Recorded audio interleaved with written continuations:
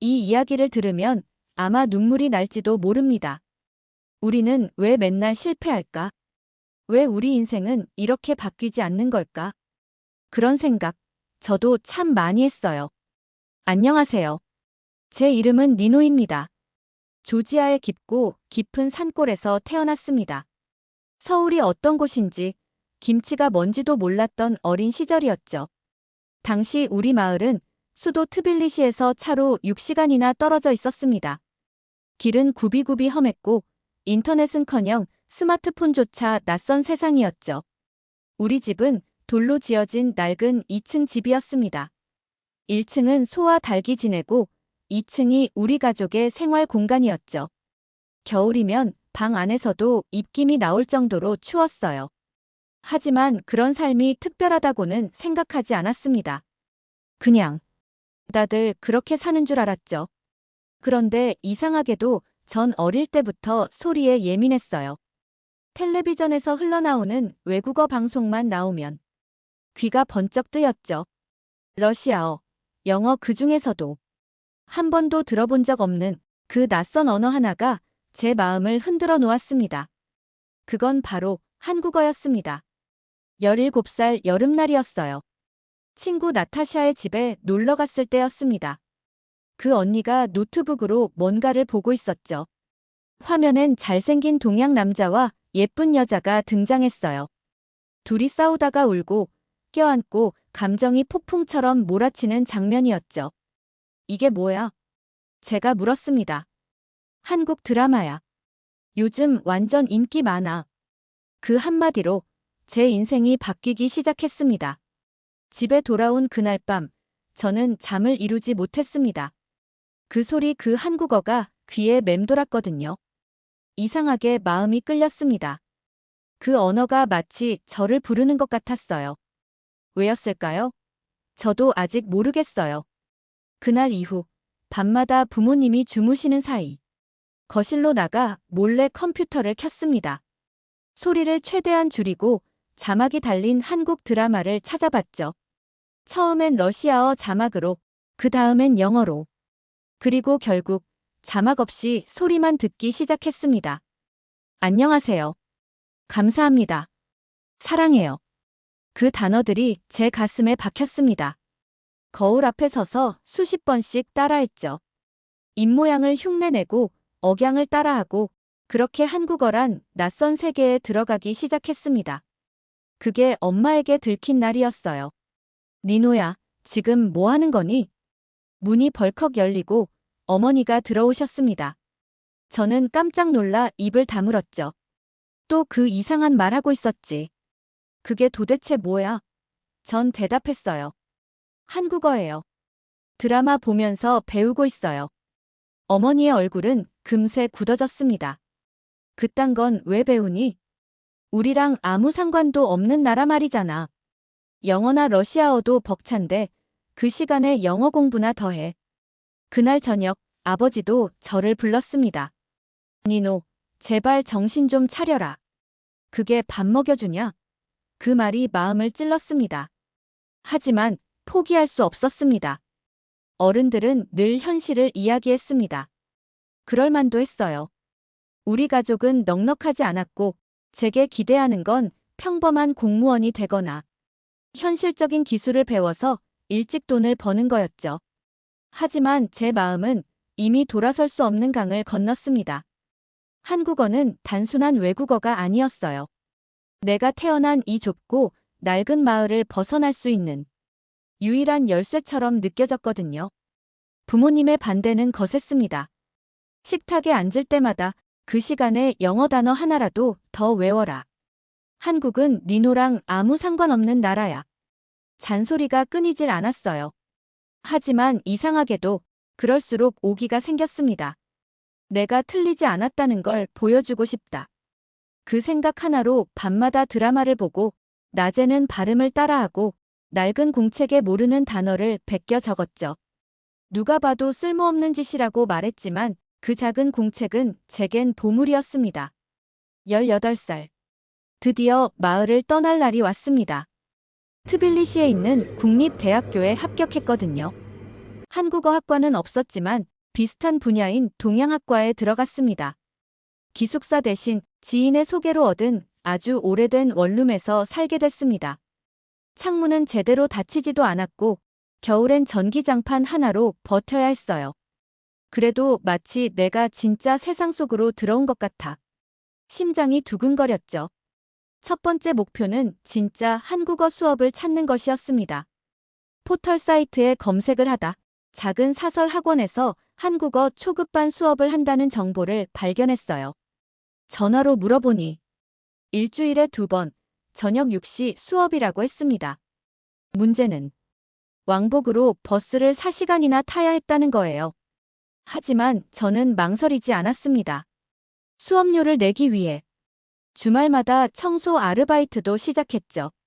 양동이를 들고 계단을 오르내리며 발음 연습을 속으로 중얼거렸어요. 드디어 첫 수업날. 교실 문을 여니 6명의 학생이 앉아 있었고 앞엔 한국에서 온 선생님이 계셨습니다.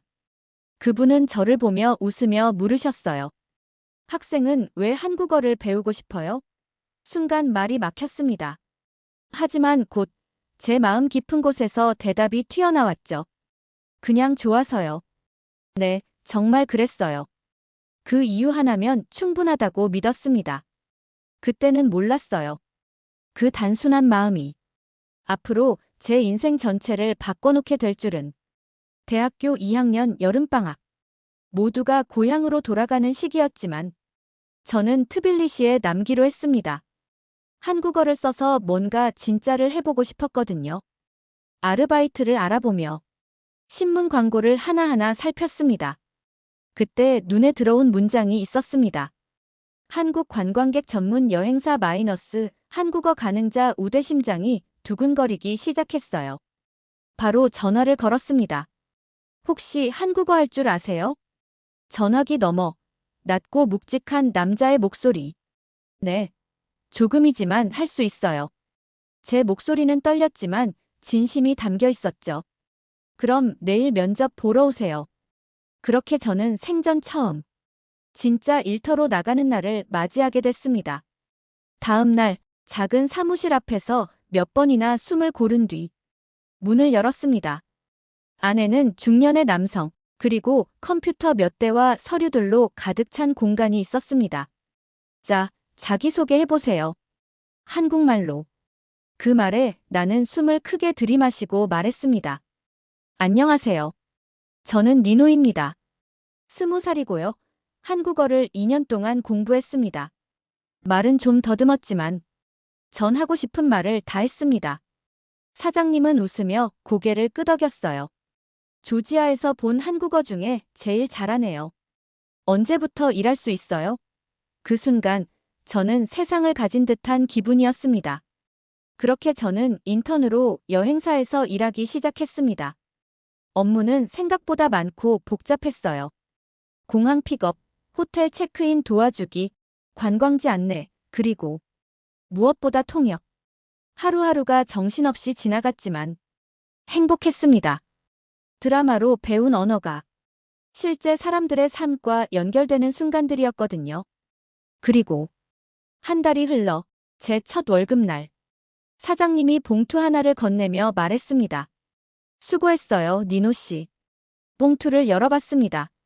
속엔 현금 300만 원이 들어있었어요. 조지아 돈으로 8천라리를 넘는 금액. 우리 아버지의 반년치 수입보다 많았습니다. 이게 진짜 제 월급인가요? 사장님은 웃으며 말했죠. 그럼요. 한국어 할 줄 아는 사람이 얼마나 귀한데요. 다음 달엔 더 줄게요. 집에 전화를 걸었습니다. 어머니가 받으셨어요. 엄마 저 이번 달에 8천라리 벌었어요. 순간 전화기 너머로 정적이 흘렀습니다. 뭐라고? 제대로 들은 거 맞니? 어머니의 목소리가 떨렸습니다. 정말이야? 한국어 하니까 이렇게 줘요. 말을 마친 순간 어머니는 한참 말을 잇지 못하셨습니다. 우리 딸이 정말 대단하구나. 그날 밤 마을에선 작은 축하 파티가 열렸다고 들었습니다. 처음으로 부모님이 제 선택을 인정해 주신 순간 그게 제 인생의 첫 번째 전환점이었습니다. 일은 생각보다 빠르게 익숙해졌습니다. 한국 관광객들의 일정에 맞춰 가이드를 하고 통역을 하며 낯선 이국의 언어가 제게 하나씩 보상을 안겨주기 시작했죠. 그 중에서도 가장 특별했던 경험은 한국 방송 촬영팀을 맡았던 날이었습니다. 그날은 평소보다 더 이른 아침 호텔 로비에서 기다리고 있었습니다. 예능 프로그램이라는 단어가 문서에 적혀 있었죠. 익숙지 않은 용어였지만 그들이 카메라를 들고 나타나는 순간 이건 내게 평생 잊지 못할 일이 되겠구나 싶었습니다. 마리 씨, 한국어는 어디서 배우셨어요? 촬영 감독님이 묻습니다. 드라마요. 혼자 독학했어요. 그 대답을 들은 그분은 눈을 동그랗게 뜨셨습니다. 정말 대단하네요. 한국 와본 적 있어요? 저는 조용히 고개를 저었습니다. 아직은요. 그러자 감독님이 활짝 웃으며 말씀하셨어요. 꼭 한번 오세요. 초대할게요. 한국이랑 마리는 참 잘 어울릴 것 같아요. 그 말은 아주 짧고 가벼운 농담처럼 들렸습니다. 하지만 이상하게도 그 말이 제 심장에 불을 붙였어요. 그날 밤 작은 원룸방 안에서 저는 조용히 가방을 꺼내 들었습니다. 그리고 빈 종이에 이렇게 적었죠. 한국에 가기. 언제부터였을까요? 단순히 드라마 속 세상으로만 존재하던 그 나라에 가고 싶다는 마음이 가야 한다는 확신으로 바뀌고 있었어요. 처음으로 목표가 생겼습니다. 그날 이후로 저는 돈을 모으기 시작했습니다. 생활비를 최대한 줄였고 아르바이트를 2개씩 뛰며 통장 잔고를 하나씩 채워갔죠. 그리고 6개월 후 제 통장엔 $20,000, 조지아 돈으로는 상상도 할 수 없는 금액이 쌓였습니다. 다음은 비자. 인터넷을 뒤지던 중 워킹 홀리데이 비자라는 제도를 발견했어요. 운명처럼 조지아도 한국과 그 협정을 맺고 있었던 겁니다. 가슴이 뛰었습니다. 서류를 준비하고 사진을 찍고 영문 잔고 증명서를 떼고 인터뷰를 통과하자 마침내 비자가 승인됐다는 문자를 받았습니다. 엄마 나 한국 가. 전화를 걸었습니다. 잠시 침묵이 흐르고 어머니가 조용히 물으셨어요. 얼마나 있다 올 건데? 1년. 그 나라에서 더 많이 배우고 더 많이 느끼고 올 거야. 어머니는 한숨을 내쉬었지만 이젠 예전처럼 반대하지 않으셨어요. 조심히 다녀와라. 넌 잘할 거다. 그 한마디가 얼마나 큰 용기가 되었는지 모릅니다. 2022년 3월 15일. 드디어 그날이 왔습니다. 비행기에서 내려 인천공항의 공기를 처음 마신 순간 제가 느낀 건 설렘도 긴장도 아니었습니다. 도착했다는 믿기지 않는 현실. 그리고 시작이라는 단어. 2022년 3월 15일. 비행기 문이 열리고 숨을 크게 들이마셨습니다. 한국. 내가 그렇게 꿈꿨던 나라. 수백 편의 드라마 속 장면으로만 보았던 그곳. 이젠 내 발이 직접 딛고 있었습니다. 입국 심사대를 향해 걸어가는데 다리가 떨려왔어요. 손에 쥐고 있던 여권이 축축해질 정도로. 땀도 나더군요. 공항철도 플랫폼에 도착해 서울행 열차를 탔습니다. 창밖으로 스쳐가는 풍경들, 깨끗하게 정돈된 도로와 다닥다닥 붙은 아파트, 그리고 익숙하면서도 낯선 한글 간판들 그 순간 나도 모르게 눈물이 흘렀습니다. 내가 정말 왔구나. 혼잣말이 입에서 새어나왔죠. 서울역에 도착했을 때는 그야말로 충격이었습니다. 드라마에서 수없이 봤던 그곳. 철제 기둥과 유리 천장이 어우러진 거대한 공간. 사람들은 분주히 걷고 있었고 지하철은 정확히 제 시간에 들어오고 있었습니다. 이 모든 게 진짜야? 정말 꿈 같았습니다. 제가 도착한 숙소는 서울 변두리의 작은 고시원이었습니다. 너비는 침대 하나 겨우 들어갈 정도, 창문은 없는 방. 하지만 전 그 방을 보자마자 입꼬리가 절로 올라갔습니다. 여기가 내 궁전이야. 오직 저 하나만을 위한 공간, 내가 선택한 길 위의 첫 시작점이었거든요. 짐을 풀고 배가 고파졌습니다. 시계를 보니 밤 11시 40분. 고시원 근처 편의점 불빛이 눈에 확 들어왔습니다.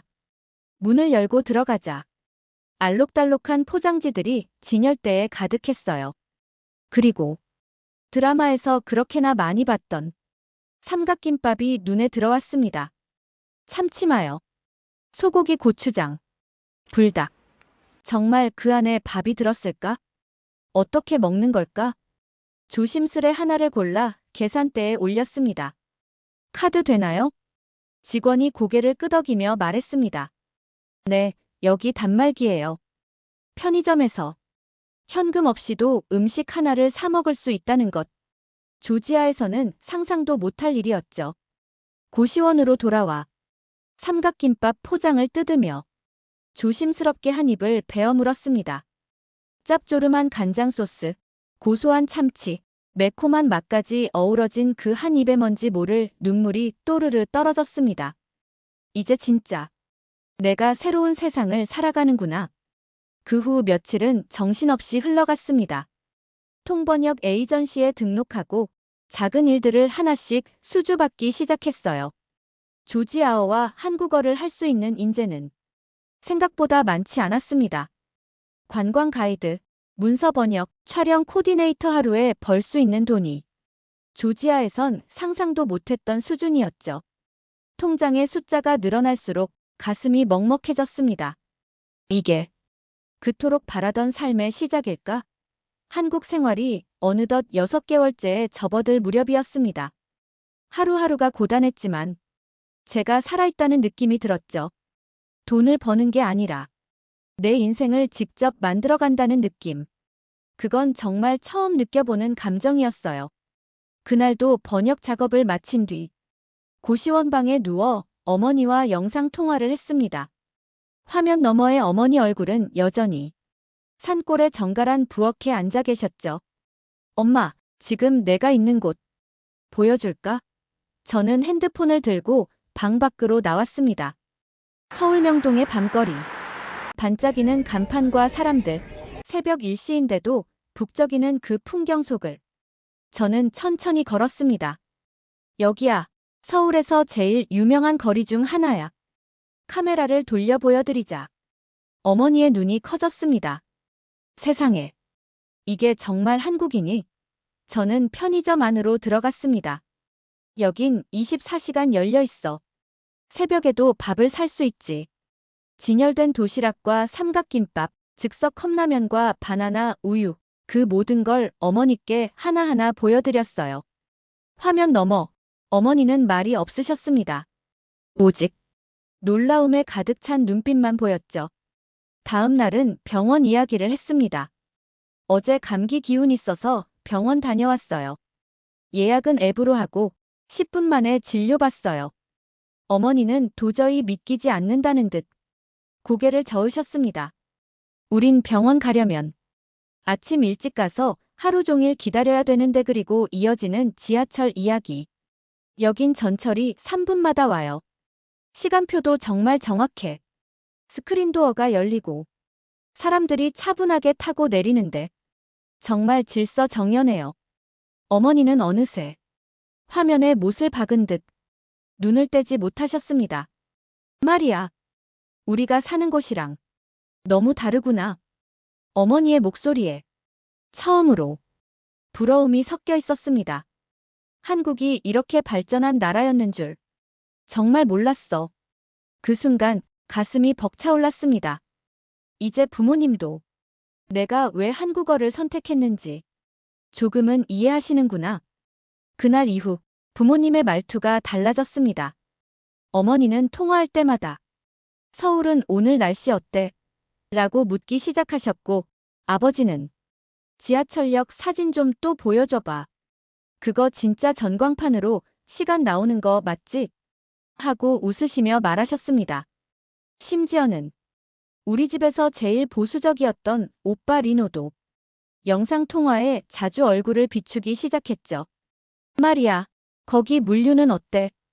도로 상태나 교통 정리는 잘 돼? 트럭 운전을 하는 오빠답게 관심의 방향은 현실적이었습니다. 그런 날이 계속되던 어느 저녁, 평소처럼 부모님과 통화를 하다 어머니가 갑자기 말씀하셨습니다. 마리아, 우리가 그런 나라에서 살 수 있다면 얼마나 좋을까? 그 순간 심장이 쿵 내려앉았습니다. 어머니의 입에서 한국에서 살 수 있다면이라는 말이 나올 줄은 꿈에도 몰랐거든요. 정말요? 입술이 바짝 말라붙은 채로 물었습니다. 엄마, 한국에 살고 싶으세요? 어머니는 지문이 다 다른 듯한 손가락으로 하나씩 꼽기 시작하셨어요. 병원도 좋고 교통도 편하고 무엇보다 내가 거기 있잖니. 그 말에 순간 눈시울이 뜨거워졌습니다. 옆에서 듣고 있던 아버지도 조용히 고개를 끄덕였습니다. 나도 그렇게 생각해. 이런 환경에서 늙어간다는 게 얼마나 다행이겠니? 그 목소리는 아버지 특유의 거친 말투가 아닌 정말 오래된 바람을 꺼내는 듯한 따뜻하고 낮은 음성이었습니다. 며칠 후 오빠에게서도 연락이 왔습니다. 마리아, 그쪽 물류센터나 트럭회사, 나 같은 경력도 받아줄까? 전 바로 자료를 찾기 시작했죠. 한국의 운수업 비자 조건, 외국인 운전면허 변환제도, 관련 자격 요건까지. 그 순간 알았습니다. 이건 그냥 막연한 바람이 아니라 우리 가족이 함께 꿈꾸기 시작한 계획이라는 걸요. 그날 밤 저는 잠들 수 없었습니다. 처음으로 이민이라는 두 글자가 현실처럼 가슴에 와닿았던 밤. 정말 가능할까? 이 넷이 모두 한국에서 함께 살아갈 수 있을까? 생각은 꼬리를 물고 이어졌지만 한 가지는 분명했습니다. 내가 앞장서야 한다는 것. 처음 한국어를 배울 때도, 처음 한국에 올 때도 항상 먼저 시작한 건 저였으니까요. 며칠 뒤 가족 영상 통화를 열었습니다. 조심스럽게 꺼냈습니다. 이제부터 우리 가족 전부 한국어 공부 시작합니다. 순간 조용해진 화면 속 오빠가 먼저 입을 열었습니다. 어떻게 시작하면 될까? 일단 한글부터. 자음, 모음, 기본 단어. 매일 저녁 8시 화상 수업해요. 제가 가르칠게요. 그렇게 우리는 가족 한국어 학교를 만들었습니다. 첫 수업날. 화면 속 어머니는 두꺼운 안경을 쓰고 공책을 꺼내셨습니다. 아버지는 옆에서 연필을 깎고 있었고 오빠는 트럭 운전을 마치고 작업복 그대로 앉아 있었습니다. 자, 오늘은 기역, 니은, 디귿부터 시작할게요. 가, 나, 다네가 말하면 가족들은 따라 읽었습니다. 서툴고 어색했지만 그 목소리는 세상 그 어떤 말보다 진지하고 간절했죠. 오빠는 빠르게 익혔습니다. 이건 배달, 이건 물류, 이건 입고 본인의 일과 관련된 단어들을 더 열심히 외웠어요. 출근 전 새벽 시간에도 단어장을 들고 반복했습니다. 아버지는 조용히 쓰고 또 쓰고 읽고 또 읽고 어머니는 니노야, 이거 봐야, 빠야 웃으며 묻기도 하셨죠. 그런 장면들을 볼 때마다 가슴이 벅차올랐습니다.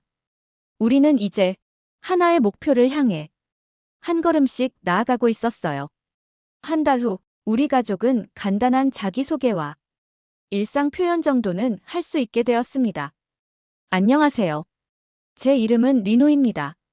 감사합니다. 반갑습니다. 이거 맛있어요. 작지만 또렷한 진전이었죠. 그 무렵 오빠는 한국어 능력 시험을 준비하겠다고 했습니다. 1급이라도 따야 비자 신청에 도움되잖아. 저는 기출문제를 구해 PDF로 보내고 매일 저녁 함께 듣기 문제를 풀었습니다. 이거 너무 빨라. 뭐라는지 하나도 안 들려. 투덜거리면서도 포기하지 않았습니다. 그리고 저도 결심을 하나 더 했습니다. 프리랜서가 아니라 정규직으로 취업해야겠다. 가족 초청을 위해선 안정적인 수입과 직장이 꼭 필요했으니까요. 그건 또 다른 싸움의 시작이었습니다. 그 즈음 매일 밤 머릿속에서 떠나지 않는 생각이 하나 있었습니다. 이대로는 부족해. 가족을 초청하려면 프리랜서로는 안 돼. 하루 벌어 하루 사는 번역 아르바이트, 관광 가이드, 방송 코디다들 제겐 귀한 경험이었지만 비자 심사 기준으로 보자면 안정적인 직장이라는 조건엔 한참 모자랐습니다. 그래서 나는 결심했죠. 정규직으로 취업하겠다. 단단한 기반을 만들어 가족의 미래를 책임지겠다. 이력서를 새로 썼습니다. 대학교 전공, 한국어 능력, 조지아어, 러시아어까지 가능한 다국어 능력, 그리고 그동안의 가이드 통번역 경험을 정리해 항목마다 넣었습니다. 이건 나를 증명하는 전부야. 떨리는 손으로 제출 버튼을 눌렀습니다. 며칠 후 한 게임 회사에서 연락이 왔습니다. 조지아 시장 진출을 준비 중인데 현지 사정을 잘 아는 담당자가 필요합니다. 제게 딱 맞는 조건이었죠. 면접 날 회사 회의실에 앉아있던 저는 종이와 펜을 꼭 쥐고 있었습니다. 한참을 기다리다 면접관 2명이 들어왔습니다. 니노 씨, 조지아 시장을 어떻게 보세요? 이미 수차례 연습했던 질문. 저는 준비한 프레젠테이션을 열었습니다. 인구 통계, 스마트폰 보급률, 모바일 게임 트렌드, 경쟁 업체 분석 하나도 빠짐없이 설명했습니다.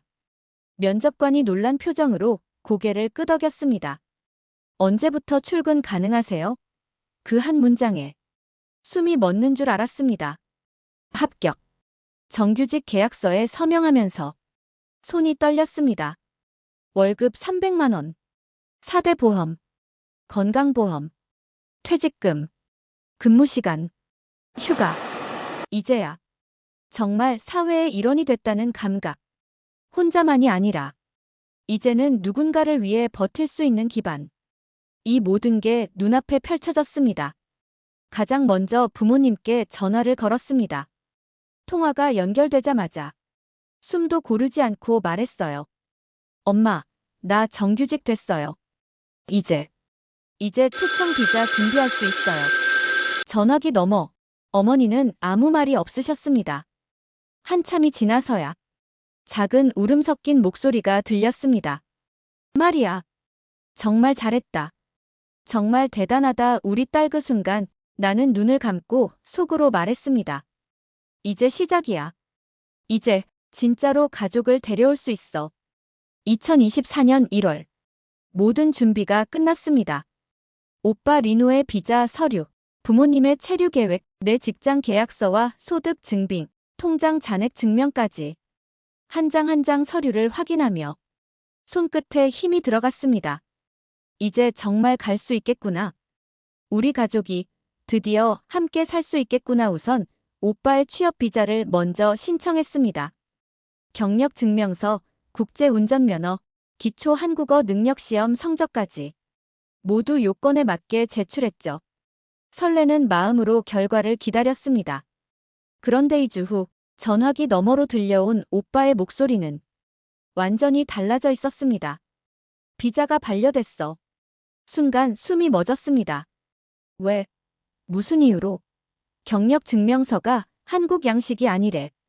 조지아 정부 발급 서류는 인정 못한다고 말문이 막혔습니다. 그 서류를 준비하는 데만 한 달 넘게 걸렸는데 한국 정부는 그걸 인정하지 않았습니다. 오빠, 포기하지 마. 다시 준비하면 돼. 말은 그렇게 했지만 속으론 저도 무너지고 있었습니다. 이게 이렇게 어려운 일이었구나. 하지만 문제는 거기서 끝나지 않았습니다. 며칠 뒤 어머니에게서 전화가 왔습니다. 리노야. 괜찮아. 그냥 좀 어지러워서 병원 다녀왔어. 목소리에 힘이 없었습니다. 불안한 마음에 오빠에게 전화를 걸었습니다. 형이랑 병원 갔다 왔는데 고혈압이 악화됐대. 심장도 안 좋고 순간 다리가 풀려 바닥에 주저앉고 말았습니다. 병원에서는 장거리 여행은 무리라는 소견을 냈습니다. 당분간은 절대 비행기 못 타세요. 심장에 무리 가면 위험합니다. 그 말에 우리 가족 모두 할 말을 잃었습니다. 저는 필사적으로 물었습니다. 치료받으면서 한국으로 오시는 건 안 될까요? 하지만 주치의는 고개를 저었습니다. 현 의료 시스템으로는 장거리 이동 자체가 부담입니다. 그날 밤 가족 영상 통화는 무겁고 조용했습니다. 누구도 먼저 말을 꺼내지 못했습니다. 우리가 꿈꾸던 함께라는 미래. 그게 지금 눈앞에서 멀어지고 있었습니다. 그날 밤 잠이 오질 않았습니다. 천장을 바라보며 속으로 수십 번을 되뇌었습니다. 이게 끝일까? 정말 여기서 멈춰야 하는 걸까? 어머니의 건강, 오빠의 비자 반려, 거센 벽 앞에서 나는 아무것도 할 수 없다는 무력감에 가슴이 무너져 내렸습니다. 하지만 아침 해가 떠오르고 나서도 나는 포기할 수 없었습니다. 가족을 한국으로 데려온다. 이건 내 꿈이 아니라 우리의 미래니까. 다시 검색을 시작했습니다. 온갖 키워드, 온갖 블로그, 이민 커뮤니티, 병원 사이트까지 읽고 또 읽었습니다. 그리고 눈에 띄는 단어 하나가 내 손을 멈추게 했습니다. 의료 관광 비자 메더컬 투리점 비자는 말 그대로 치료를 목적으로 외국인이 한국에 장기 체류할 수 있게 해주는 제도였습니다. 조건은 간단하지 않았지만 확실했습니다. 대학병원의 진단서 치료 계획서 진료 예약서 제정 증빙 어머니가 한국에서 진료를 받는 것이 단지 꿈이 아니라 현실이 될 수 있다는 걸 처음으로 확인한 순간이었습니다. 저는 즉시 한국의 대학병원 국제진료센터에 연락했습니다. 고혈압과 심장 질환이 있는 60대 여성입니다. 치료 가능한가요? 병원 측에서 답장이 왔습니다. 장기 치료 가능합니다. 상세 계획서 보내드릴 수 있습니다. 희망이 다시 피어오르기 시작했습니다. 어머니와 다시 영상 통화를 했습니다. 병원 견적서, 치료 일정표, 비자 유형까지 차근차근 설명했죠. 말없이 듣고 계시던 어머니는 잠시 후 이렇게 말씀하셨습니다. 그래. 병원에 가서라도 우리가 함께 살 수 있다면 엄마 갈게. 그 순간 눈물이 왈칵 쏟아졌습니다. 그래도 다시 길이 보이기 시작했어. 그 사이 오빠도 다시 일어서기 시작했습니다. 마리아, 내 비자 다시 도전해볼게. 이번엔 제대로 준비하자. 제가 아는 지인을 통해 한국 물류회사에 연락을 돌렸고 마침 중앙아시아 확장을 준비 중인 회사에서 조지아어 가능자를 찾고 있다는 답변이 왔습니다. 며칠 후 오빠는 회사의 초청장을 손에 쥐게 되었습니다. 우리 셋의 의지가 다시 불꽃처럼 타오르기 시작했습니다. 저는 마음을 다잡았어요. 이번엔 내가 우리 가족 전체의 스폰서가 되겠어. 회사를 다니며 번 돈을 한 푼 한 푼 모았고 주말마다 번역 아르바이트도 했습니다. 퇴근 후 밤 11시부터 새벽 2시까지 그 시간마저도 가족의 미래를 위해 투자했어요. 하지만 그 무리의 대가는 금방 찾아왔습니다. 어느 날 아침 회사 계단을 오르던 중 눈앞이 핑 돌며 몸이 무너졌습니다. 회사 계단을 오르던 그 순간 시야가 갑자기 흐려졌습니다. 귀에서는 이명이 울리고 머릿속이 하얘졌습니다. 그리고 그대로 몸이 무너져 내렸죠. 정신을 차려보니 병원 침대 위였습니다. 수액이 꽂혀 있었고 머릿속은 멍하고 허탈했습니다. 의사 선생님이 말씀하셨습니다. 과로입니다. 지금처럼 일하고 잠 못 자고 스트레스를 받으면 다시 쓰러질 수 있어요. 병실에 앉아 창밖을 멍하니 바라보며 생각했습니다. 나는 왜 이렇게까지 했을까? 무리해서 아등바등 버틴 이유가 무엇이었을까? 그리고 화면을 켜 가족 영상 통화를 연결했습니다. 마리아, 어머니 얼굴이 화면에 나오자마자 눈물이 핑 돌았습니다. 그 곁에서 아버지도 오빠도 무표정한 얼굴로 말없이 저를 바라보셨습니다. 왜 말을 안 했어? 힘들다고 왜 한마디도 안 했어 어머니가. 울먹이며 말씀하셨습니다. 그제야 저도 입을 열었습니다. 혼자서 다 해야 한다고 생각했어요. 내가 아니면 아무도 못 데려온다고 오빠가 조용히 말했습니다. 리노야, 우린 가족이야. 너 혼자 끌고 갈 수 있는 무게가 아니야. 아버지는 고개를 끄덕이며 짧게 말씀하셨습니다. 이젠 같이 하자. 그 이후 모든 것이 조금씩 바뀌기 시작했습니다. 회사의 동료들은 왜 말 안 했어요? 이 일은 내가 도와줄게요. 하며 손을 내밀었고 이민을 먼저 경험한 지인들도 서류 정리, 절차 안내를 자처해 도와주었습니다. 조지아 교민 커뮤니티에서는 한국 오고 싶어 하는 부모님 계세요? 저희 병원 통해 의료비 할인 가능합니다. 하며 예상치 못한 도움의 손길이 쏟아졌습니다. 사람이 사람 덕분에 다시 일어선다는 말. 그건 책 속 이야기가 아니라 제 삶 속에서 진짜로 벌어진 일이었습니다. 그리고 마침내 모든 것이 제자리를 찾아가기 시작했습니다. 어머니는 의료 관광 비자로, 아버지는 동반 비자로, 오빠는 취업 비자로 입국 허가를 받았습니다. 2024년 봄